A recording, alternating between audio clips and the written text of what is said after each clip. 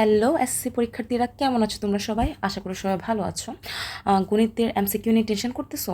আমাকে অনেকেই মেসেঞ্জারের গ্রুপে বলতেছো যে আপু আপনি তো সিকিউর সাজেশন দিলেন, সিকিউ নিয়ে এখন টেনশন একটু কমেছে, কিন্তু এমসিকিউ নিয়ে কী করবো? অনেকের টেনশন এটা যে আপু এমসিকিউর প্রিপারেশনটা এত বেশি ভালো না, এমসিকিউ নিয়ে টেনশন হচ্ছে, এমসিকিউ কেমন আসবে কিছু বুঝতে পারতেছে না।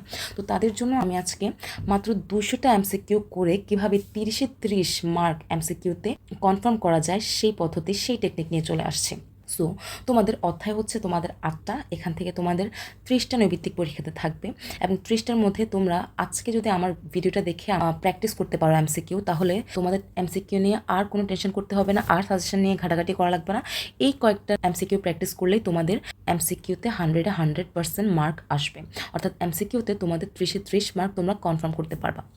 সো অধ্যায় হচ্ছে তোমাদের মোট 8টা, 2 নম্বর অধ্যায়, 3 নম্বর অধ্যায়, 11 অধ্যায়, তারপর 7ম অধ্যায়, 8ম অধ্যায়, 9ম অধ্যায়, 16 অধ্যায়, তারপর হচ্ছে 17 অধ্যায়। তো এমসিকিউর জন্য তোমাকে প্রথমেই কী করতে হবে, তুমি যেই বোর্ডের অধীনে পরীক্ষা দিচ্ছ, ধরো তুমি ঢাকা বোর্ডের অধীনে পরীক্ষা দিচ্ছ, তাহলে তুমি ঢাকা বোর্ড 2025, 24, 22, 20 আর 19 এই কয়েকটা বোর্ডের, ঢাকা বোর্ডের এই কয়েকটা বোর্ডের এমসিকিউ তুমি প্রিপেয়ার করবা, এমসিকিউ তুমি প্র্যাকটিস করে যাবা। তাহলে তোমার এখান থেকে 30টা নৈবিত্তিক ওনারা ঘুরাই ফেরাই এই নৈবিত্তিকগুলাই ওনারা দিবে।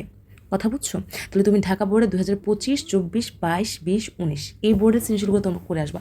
তো তোমার হচ্ছে এখানে 150টা এমসিকিউ আছে। এই 150টা এমসিকিউ যদি তুমি প্র্যাকটিস করে যেতে পারো, তাহলে তোমার কমন পড়ে যাবে এমসিকিউ।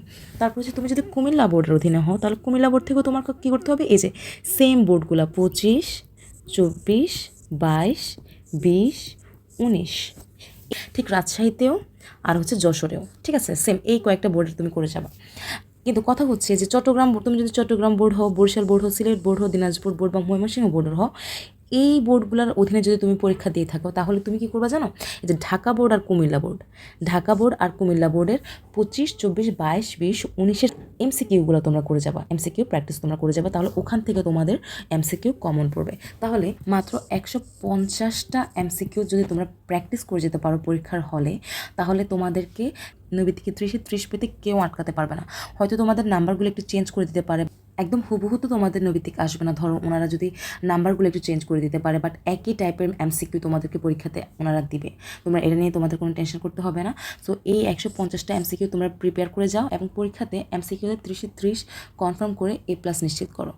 সো এরকম আরও কার্যকরী ও স্মার্ট সাজেশন পেতে এবং পরীক্ষাতে ভালো রেজাল্ট করতে আমার চ্যানেলটি, যেটার নাম হচ্ছে লার্নফিনিটি, এই চ্যানেলটিতে লাইক, কমেন্ট এবং শেয়ার করে পাশে থাকতে হবে এবং অবশ্যই সাবস্ক্রাইব করে যেতে হবে।